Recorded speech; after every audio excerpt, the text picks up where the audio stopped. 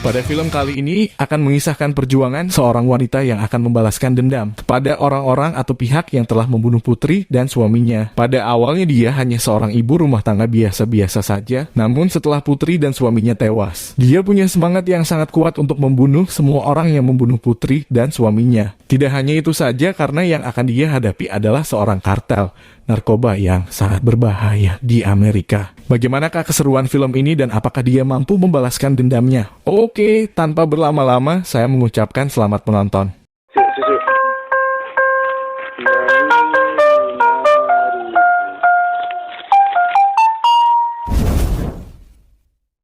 Film dimulai dengan memperlihatkan seorang wanita yang menghajar seorang penjahat pada sebuah mobil. Mereka bertarung dengan sangat sengit dan berakhir dengan si penjahat yang ditembak di bagian kepala dan tewas ketika. Entah siapa si wanita dan ada masalah apa dengan si penjahat akan dijelaskan pada adegan selanjutnya.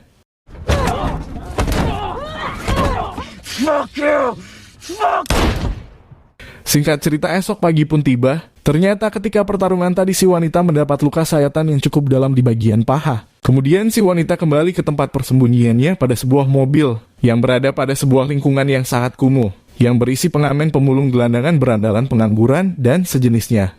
Di mana si wanita segera menjahit lukanya seorang diri tanpa menggunakan bius sedikit pun. Kemudian lukanya segera diplester dengan menggunakan lakban dan itu pasti sangat menyakitkan sekali. Wanita ini diketahui bernama Riley.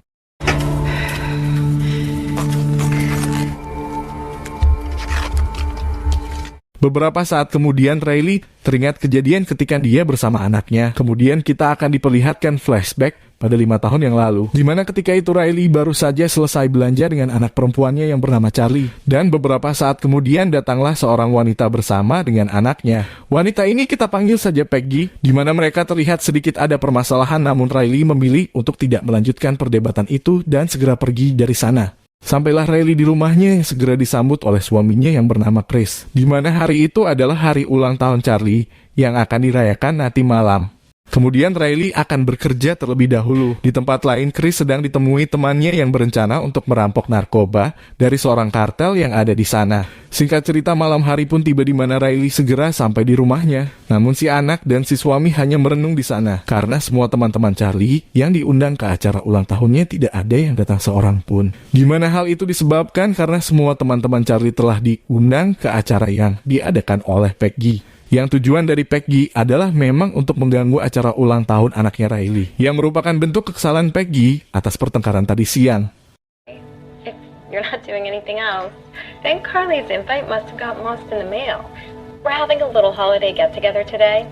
Namun Riley segera menghibur anaknya dengan mengatakan jika mereka akan menuju ke taman hiburan dan akan membeli es krim kesukaan Charlie. Hal itu disambut baik oleh Charlie dan kini dia tidak bersedih lagi. Sebelum berangkat, Chris menelpon temannya dan mengatakan jika dia tidak akan ikut dalam rencana perampokan itu. Beberapa saat kemudian diperlihatkan teman Chris yang akan merampok tadi telah tertangkap oleh kartel narkoba yang akan mereka rampok. Dia dihajar hingga babak belur dan berakhir tewas dengan dipenggal kepalanya. Di tempat lain, Riley dan keluarga kecilnya segera menuju taman hiburan yang ada di sana. Mereka mencoba berbagai wahana yang ada di sana dan kini mereka sangat bahagia. Tidak lupa mereka membeli es krim di mana Charlie meminta rasa peppermint untuk es krimnya. Dan sekaligus menjadi judul pada film ini. Mereka akan segera pergi, namun Riley meminta tisu terlebih dahulu sehingga dia berada di belakang. Sementara di sisi jalan terlihat 3 orang penjahat yang menaiki mobil. Dan tiba-tiba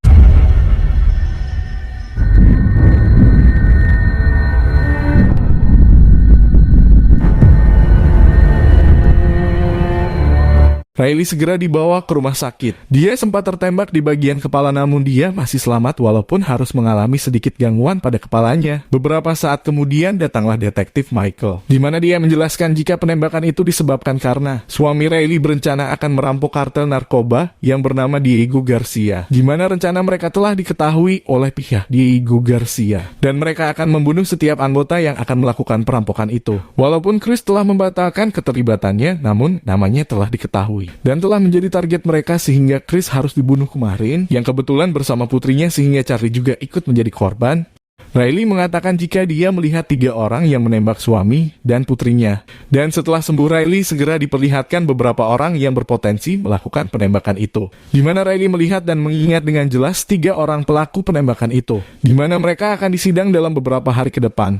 Di tempat lain diperlihatkan detektif Michael sedang sarapan dan detektif Moises. Di mana detektif Moises menemukan rencana detektif yang ditemukan di salah satu markas milik Diego Garcia, yang kemungkinan ada polisi korup yang bekerja sama dengan Diego Garcia. Beberapa hari kemudian diperlihatkan Riley yang sedang berada di rumahnya. Beberapa saat kemudian datanglah seorang pengacara yang akan membela kasus 3 tersangka tadi. Di mana si pengacara berencana akan menyuap Riley dengan memberi uang yang sangat banyak agar dia tidak melanjutkan untuk menuntut 3 tersangka tadi. Namun apalah arti punya uang banyak jika putri dan suaminya tidak bisa dikembalikan. Sehingga Riley menolak penyuapan itu dan akan melanjutkan untuk menuntut mereka. Get the fuck out! Get out of my house! Get out of my house! Beberapa hari kemudian, persidangan dimulai di mana si pengacara dapat menyanggah kesaksian Riley dengan mengatakan jika Riley mengalami gangguan ingatan setelah kejadian itu, sehingga apa yang Riley ingat tentang mereka tidak akurat. Dan dari pihak Riley juga tidak memiliki bukti yang kuat sehingga mereka bertiga dinyatakan tidak bersalah. Riley yang tidak terima pun menjadi tidak terkendali dan harus diamankan oleh petugas. It's over for trial. No, I am not Mrs. done. North, you're excused. No, I am not You were finished. Kemudian Riley akan dibawa menuju rumah sakit jiwa karena Riley dianggap mengalami gangguan pikiran setelah suami dan putrinya meninggal. Namun Riley bisa melepaskan diri dan segera kabur dari sana.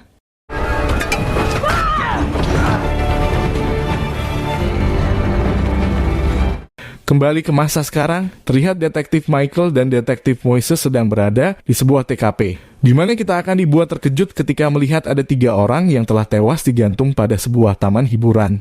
Beberapa saat kemudian mereka bertemu dengan pihak FBI yang dipimpin oleh agen Lisa, di mana agen Lisa menjelaskan jika taman hiburan itu adalah tempat terbunuhnya Chris dan Charlie. 3 orang itu adalah terdakwa yang dibebaskan hakim di persidangan waktu itu. Dan tanggal hari ini adalah tanggal yang sama dengan tanggal ketika mereka membunuh suami dan putri dari Riley. Mereka juga menemukan video jika selama 5 tahun ini Riley menjalani pelatihan dan pertarungan bebas. Dia juga bersembunyi di Eropa selama beberapa tahun dengan identitas yang tidak bisa dilacak. Kemudian dia juga terlihat 3 bulan yang lalu telah kembali ke Amerika. Kemudian mencuri senjata di mana dia tidak asal memilih senjata, di mana dia telah belajar menggunakan senjata dengan baik. Dan cara membunuh 3 orang tadi adalah cara eksekusi yang sering dilakukan di Eropa.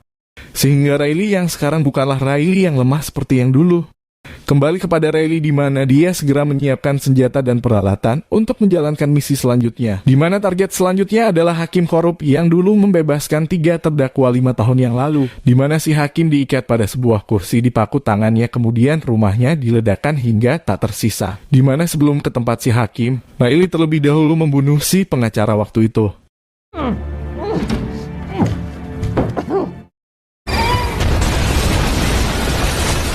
Riley pergi dengan naik bis, di mana dia bertemu dengan seorang anak dan seorang ayah, di mana si ayah terlihat sedang mabuk dan tidak peduli kepada anaknya. Riley yang melihat orang tua yang tidak memperdulikan anaknya, maka dia akan segera memberinya pelajaran. Ketika dia masuk ke sebuah ceria mart, Riley segera menghajar orang itu dan mengancamnya agar memberikan perhatian kepada anaknya. Jika tidak, maka Riley akan mendatanginya dan akan membunuhnya. Di tempat lain di salah satu markas, Diego Garcia diperlihatkan anak buahnya sedang melaporkan jika Riley telah membunuh semua orang yang terlibat dalam penembakan suami dan putrinya. Sehingga Garcia mengambil tindakan untuk memberikan hadiah bagi siapa saja yang bisa membunuh Riley. Beberapa saat kemudian terlihat Riley sedang menyamar menjadi gelandangan dengan tujuan untuk masuk ke salah satu pusat operasi milik Diego Garcia, di mana Riley berencana akan membasmi bersih akar masalah yang menimpa suami dan putrinya, yaitu Diego Garcia bersama kelompoknya. Riley berhasil mengalahkan 2 penjaga yang ada di depan dengan sangat cepat. Kemudian dia segera masuk ke tempat itu, di mana tempat itu adalah tempat pencucian uang atau money laundry milik Diego Garcia yang di bagian depan terlihat sebagai toko mainan. Di mana dia berhasil mengalahkan mereka semua dan menyisakan 1 orang, di mana orang ini akan dimintai informasi mengenai markas Garcia yang lainnya.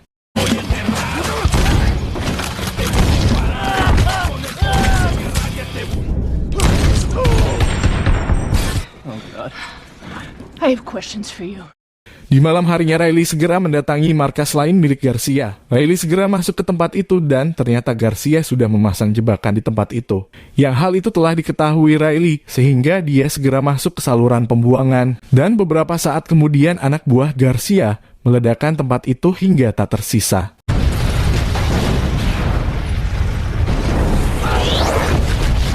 Sementara agen Lisa dan detektif Michael sedang mencari di mana lokasi yang mungkin menjadi tempat tinggal Riley. Di mana ketika itu ada banyak berita yang menyiarkan aksi Riley dalam menyerang kartel narkoba. Dan hal itu mendapat dukungan positif dari para netizen yang ada di sana. Mereka tidak menemukan tempat Riley, namun mereka menemukan sebuah lokasi yang selama 3 bulan terakhir ini mengalami penurunan dalam tindakan kejahatan. Kembali kepada Riley, di mana anak buah Garcia menjelaskan jika mereka telah meledakkan Riley di dalam bangunan itu. Yang padahal Riley masih selamat kemudian mengambil mobil yang lewat di sana kemudian segera mengejar mereka. Dan setelah beberapa saat, akhirnya Riley berhasil menyusul mereka dan membunuh mereka dengan sangat cepat. Sementara di waktu yang sama agen Lisa menuju tempat permukiman kumuh tempat Riley bersembunyi, di mana dia mendapatkan informasi jika kini tempat itu menjadi sangat aman karena ada malaikat pelindung yang datang ke sana. Kembali kepada Riley di mana dia menggunakan mobil anak buah Garcia untuk menuju markasnya. Sehingga ketika masuk tidak ada yang curiga kemudian dia segera membunuh penjaga yang ada di sana dan berhasil masuk dengan mudah. Riley segera membantai mereka satu persatu dengan sangat sengit dan tanpa kesulitan sedikit pun. Sebagian besar dari mereka telah dihabisi dan kini Riley berhasil masuk ke ruang milik Garcia.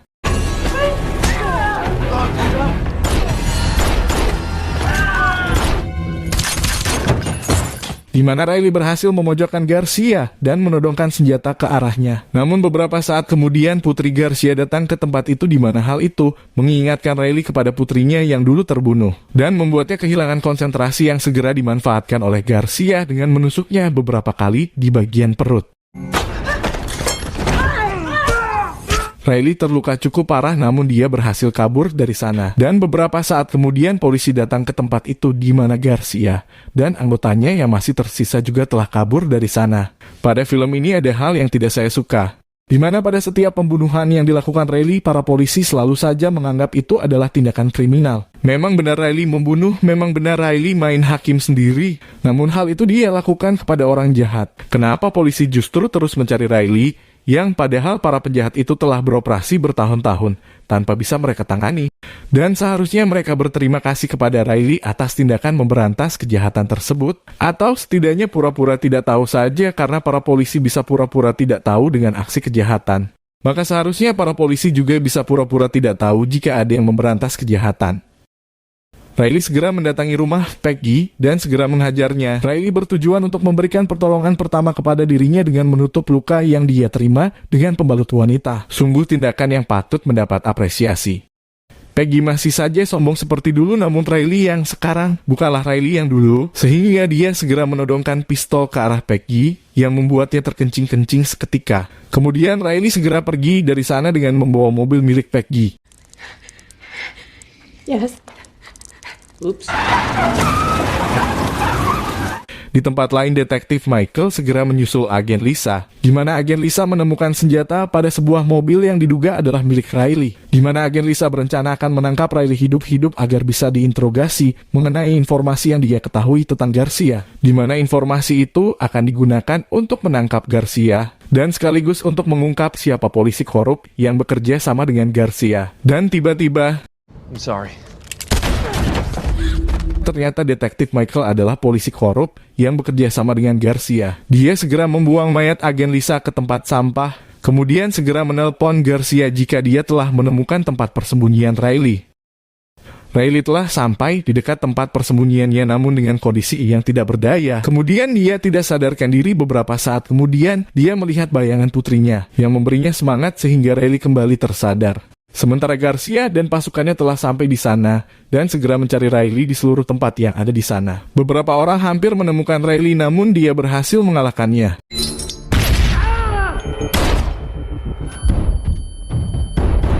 Sementara Garcia yang mendengar ada tembakan segera menggeletak Riley agar menyerah. Karena dia membawa pasukan yang banyak sementara Riley sudah terluka parah dan tidak selincah ketika dia sehat. Beberapa saat kemudian, Riley mendengar suara handphone milik agen Lisa, kemudian Riley segera mengambilnya. Kemudian dia menelpon stasiun TV dan menampilkan kondisinya secara live. Bahkan dia juga memberitahu jika ada polisi korup yang bekerja sama dengan Garcia. Berita itu terdengar oleh pihak polisi sehingga mereka akan segera mengirim pasukan ke tempat itu. Sementara Garcia segera menawan salah satu anak kecil yang ada di sana untuk memancing Riley keluar dari persembunyian. Riley yang tidak tega dengan kejahatan kepada anak kecil segera keluar dari sana untuk menyerahkan diri. Dan agar bisa mengulur waktu, maka Riley segera memancing emosi Garcia sehingga dia tidak langsung membunuhnya, melainkan menghajarnya beberapa kali.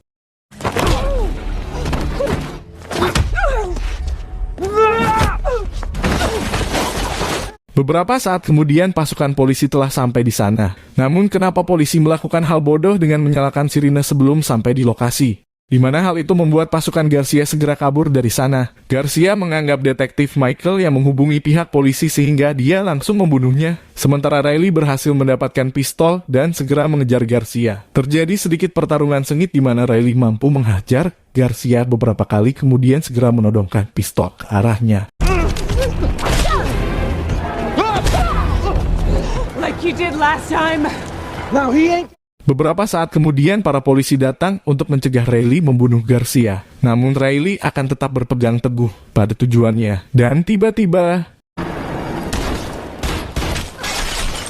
Riley sempat tertembak oleh polisi namun dia berhasil kabur dari sana. Detektif Moises mengetahui kemana tujuan Riley setelah berhasil mencapai tujuannya, yaitu makan suami dan putrinya. Riley sudah tidak berdaya, kemudian detektif Moises segera memberikan pertolongan pertama kepada Riley. Setelah beberapa hari kemudian, terlihat Riley sudah sadarkan diri di rumah sakit, di mana Riley akan mendapat hukuman berat karena telah membunuh banyak orang sekalipun itu adalah orang jahat. Kemudian detektif Moises mendatangi Riley untuk mengucapkan terima kasih karena telah membantu polisi dalam memberantas kejahatan yang ada di sana. Dan sebagai ucapan terima kasih, maka detektif Moises ternyata memberikan kunci borgol kepada Riley. Dan kalian sudah bisa tahu apa yang akan terjadi. Dan film pun berakhir.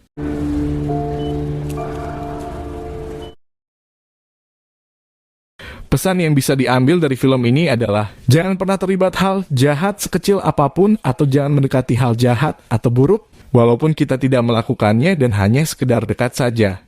Maka kita akan mendapat dampak buruk dari hal buruk tersebut. Sama seperti suami Riley yang hanya punya rencana untuk merampok Garcia dan hal itu belum dia lakukan. Namun dia dan keluarganya tetap saja mendapat hal buruk itu, yaitu dibunuh. Oke, cukup sekian dulu dan sampai bertemu di video selanjutnya.